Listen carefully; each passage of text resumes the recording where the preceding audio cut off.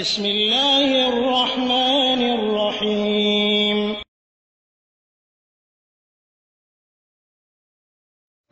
ওয়ালাইকুম আসসালাম ওয়া রাহমাতুল্লাহি ওয়া বারাকাতুহু। সিঙ্গাপুর থেকে কবির ভাই জানতে চেয়েছেন জিনা ব্যভিচার এবং পর্নোগ্রাফি থেকে বাঁচার উপায় কি।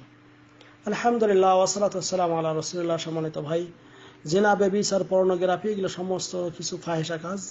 আর আল্লাহ রাব্বুল আলামিনের নির্দেশ হলো যে ওয়ালা তাকরাবুল ফাওয়াহিশা মা যাহারা মিনহা ওয়া মা বাতান, তোমরা ফাহিশা কাজের কাছে যাবে না, প্রকাশ্য অপ্রকাশ্য যাই হোক না কেন।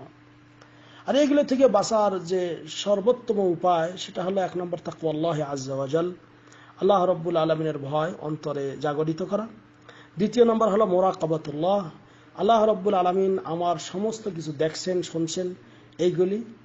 3 নম্বর হলো যে সালাতের মাধ্যমে আল্লাহর আনুগত্য করা, যেমন আল্লাহ বলেছেন ওয়া আকিমিস সালাতা ইন্নাস সালাতা তানহা আনিল ফাহশাই ওয়াল মুনকার, সূরা আনকাবুতের 45 নম্বর আয়াতে, যে নিশ্চয় নামাজ মানুষকে ফাহেসা এবং নোংরা কাজ থেকে বেঁচে রাখে। অনেক মানুষ নামাজ কালাম ইত্যাদি পড়ার পরেও এই কাজগুলিতে জড়িয়ে পড়ে। এই জন্য ইবনে মাসউদ রাদিয়াল্লাহু তাআলা আনহু বলছেন মান লাম তানহাহু সালাতুহু আনিল ফাহশাই ওয়াল মুনকার লাম ইয়াজিদ মিন আল্লাহ ইল্লা বু'দা, অর্থাৎ যে ব্যক্তি নামাজ কালাম পড়ার পরেও এই ফাহেসা কাজগুলির সঙ্গে জড়িয়ে পড়ে সে আল্লাহর কাছ থেকে দূরে ছাড়া আর আল্লাহর কাছে যেতে পারে না। এটা ইমাম আহমদ হাদিস বর্ণনা করেছেন। এটা ইবনে মাসউদ রাদিয়াল্লাহু তাআলা আনহুর কথা, তার কথা, সাহাবীর কথা। কাজেই আপনার আমার উচিত হলো যে এই সমস্ত ফাহিশা কাজ থেকে দূরে থাকার জন্য চেষ্টা করা। তা আপনার আমার এই কাজগুলি করতে হবে। পাশাপাশি আরেকটি কাজ, সেটা হলো যে আপনি নিরঞ্জন হওয়া থেকে দূরে থাকেন। মানে একাই নেট সহ নিরঞ্জন হয়ে গেলেন, তাহলে শয়তান এসে বেশি আপনাকে চাপ দিতে পারে। এজন্য লোকালয়ে থাকেন, ওপেন ভাবে কম্পিউটার আপনি চালান বা আপনার মোবাইল ইত্যাদি চালাতে থাকেন, যাতে করে মানে নিরঞ্জন হলে হয়তো শয়তান আপনাকে ওয়াসওয়াসা দেবে, এই খারাপ কাজে নিয়ে যেতে পারে। তবে আল্লাহর ভয় যদি থাকে তাহলে ইনশাআল্লাহ এগুলো থেকে বাঁচতে পারবেন এবং আল্লাহর কাছে কামনা করবেন যে আল্লাহ এই শয়তানের ওয়াসওয়াসা থেকে বাঁচাও। এই জন্য আজকারুস সাবা এবং মাসা, সকালের দোয়া বিকালের দোয়া এইগুলি বেশি বেশি পড়বেন।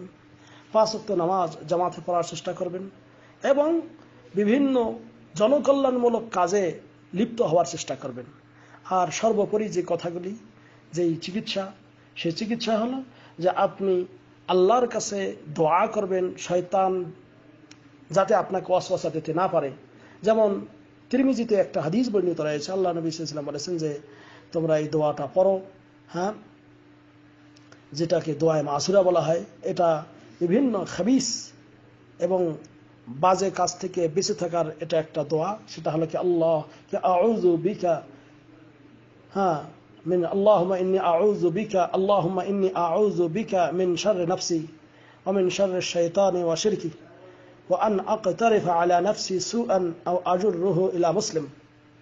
এর অর্থ হলো যে হে আল্লাহ, আমি তোমার কাছে আমার জীবনের, আমার আত্মার অনিষ্ট থেকে, শয়তানের অনিষ্ট থেকে এবং শিরক করা থেকে আমি আল্লাহ তোমার কাছে আশ্রয় কামনা করছি এবং আরো আশ্রয় কামনা করতেছি আমি যেন কোনো খারাপ কাজে না যাই অথবা কোনো মুসলমানকে খারাপ কাজের দিকে ঠেলে না দেই। এবং আরো একটি দোয়া রয়েছে যে আল্লাহুম্মা তাহহির কলবি ওয়া হাসসিন ফারজি, হে আল্লাহ আমার কলবটা তুমি কি পরিচ্ছন্ন করো এবং আমার লজ্জাস্থানকে তুমি হেফাজত করো। ইমাম আহমদ হাদিস বর্ণনা করেছেন, এই দোয়া আপনি পড়তে পারেন। আরো একটা দোয়া আছে যে আল্লাহুম্মা ইন্নী আউযু বিকা মিন শাররি সামঈ ওয়া মিন শাররি বাসারি ওয়া মিন শাররি লিসানি ওয়া মিন শাররি কলবি ওয়া মিন শাররি মানিয়্যি। ইমাম আহমদ এই হাদিস বর্ণনা করেছেন, শেখ আলবানী এটাকে সহিহ বলেছেন। এর অর্থ হলো যে হে আল্লাহ, আল্লাহুম্মা ইন্নী আউযু বিকা মিন শাররি সামঈ, আল্লাহ আমার শ্রবণ শক্তির অনিষ্ট থেকে, অমিন শাররি বাসারি আমার দৃষ্টি শক্তির অনিষ্ট থেকে, অমিন শাররি লিসানি আমার জবানের অনিষ্ট থেকে, অমিন শাররি কলবি আমার হৃদয়ের কলবের অনিষ্ট থেকে, অমিন শাররি মানিয়্যি এবং আমার বীর্যের অনিষ্ট থেকে আল্লাহ তোমার কাছে আমি আশ্রয় কামনা করছি। এই হাদিসটি ইমাম আহমদ বর্ণনা করেছেন। এটা এই দোয়া পড়তে পারেন। এবং সর্বোপরি যে আপনি আপনার চোখের দৃষ্টি পরনারী থেকে অবনমিত করবেন, অনুরূপভাবে নারীরা পরপুরুষ থেকে তাদের চোখের দৃষ্টি অবনমিত করবে। এগুলো থেকে দৃষ্টি নিম্নগামী করবেন। এবং পাশাপাশি সর্বশেষ আরেকটা দোয়া আমি শিক্ষা দেই, সেটা হলো এই, যেটা সহিহ মুসলিমে হাদিস বর্ণিত রয়েছে, আল্লাহ নবী সাল্লাল্লাহু আলাইহি ওয়াসাল্লাম এই দোয়া পড়েছেন এবং এই 4টি জিনিস থেকে আল্লাহর কাছে আশ্রয় কামনা করছেন। এই 4টি জিনিস আল্লাহর কাছে কামনা করেছেন, সেটা হলো কি, আল্লাহুম্মা ইন্নী আসআলুকাল হুদা ওয়াত তুকা ওয়াল আফাফা ওয়াল গিনা, মানে হে আল্লাহ আমি তোমার কাছে হেদায়েত কামনা করি, ওয়াত তুকা, হে আল্লাহ আমি তোমার কাছে তাকওয়া কামনা করি, ওয়াল আফাফা, হে আল্লাহ আমি তোমার কাছে যে এরকম মানে এই যাবতীয় খারাপি কাজ থেকে আমি যাতে, বিশেষ করে ফাহেশা নোংরা কাজ থেকে নিজে যাতে নিরাপদ থাকতে পারি এটা কামনা করছি। ওয়াল গিনা, হে আল্লাহ মানুষের কাছে চাওয়া থেকে আমি যাতে ধনী হই এটা আমি তোমার কাছে কামনা করছি। এই দোয়াগুলি যদি আপনি পড়েন আশা করি ইনশাআল্লাহ এগুলো থেকে বাঁচতে পারবেন এবং পাশাপাশি 5 ওয়াক্ত নামাজ কায়েম করবেন।